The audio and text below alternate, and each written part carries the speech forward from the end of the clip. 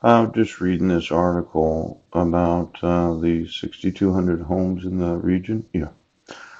Uh, this idea of sweat equity, yeah, seems to be somewhat important. I've known a lot of people that have had to do that. Um, Appalachia happens to be a place that I really like.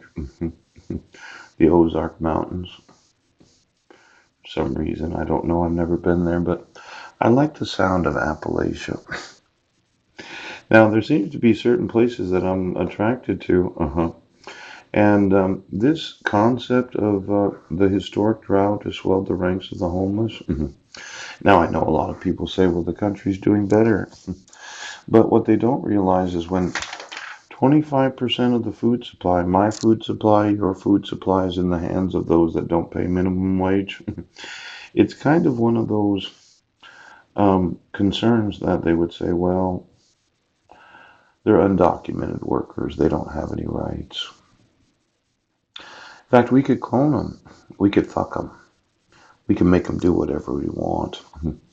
I've had a problem with a sheriff in a police department that doesn't believe that the law has to look good. Now, there's a big difference between the employment of an undocumented worker that is paid less than minimum wage, yes, versus an undocumented worker that is paid minimum wage. The employer would say, well, I pay them all minimum wage. I obey the law. Now, for Americans, the whole nation, the 100%, yes.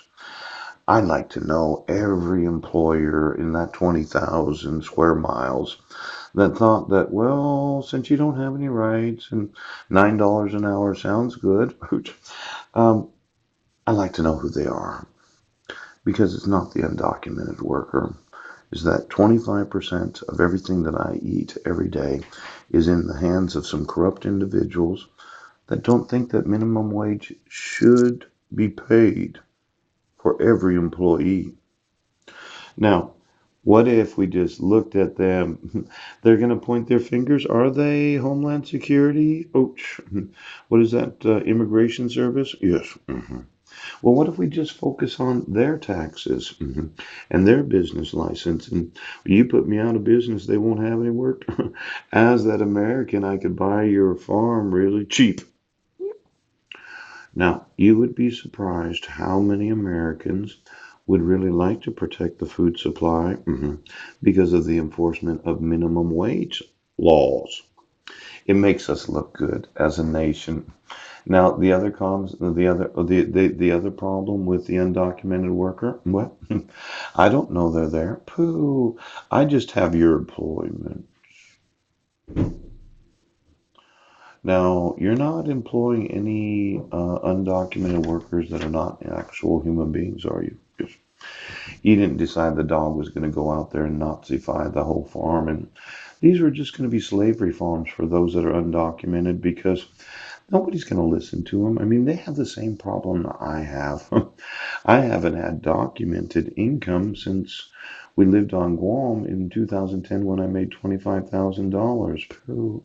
I've been on welfare. Ooch. I've been homeless. I've had my rights violated for 7 years and 2 months. In fact, I'm that American citizen that can actually say that in the violating of my rights, you violated the employment rights of every attorney of the United States. How many of the employers in the agricultural business? Well, I guess you're going to have to pony up some money. Did you need to come some money? You only employ big-breasted, undocumented farm workers, or did you decide to manufacture them because they were cheaper? Why don't you give me the utilities of America's food supply, the internet, the water usage, the electricity. You have a telephone there in your corporate offices. Why don't you just get me the communications of all the what do I not know? Oh, the undocumented worker. I don't know. Get me the actual employers.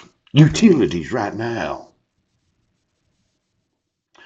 Looks like you were so cheap that you would pay people $1 below minimum wage, people, yes, though they were undocumented, that you decided you'd replace them with undocumented dogs. Every fucking one of them. Give me their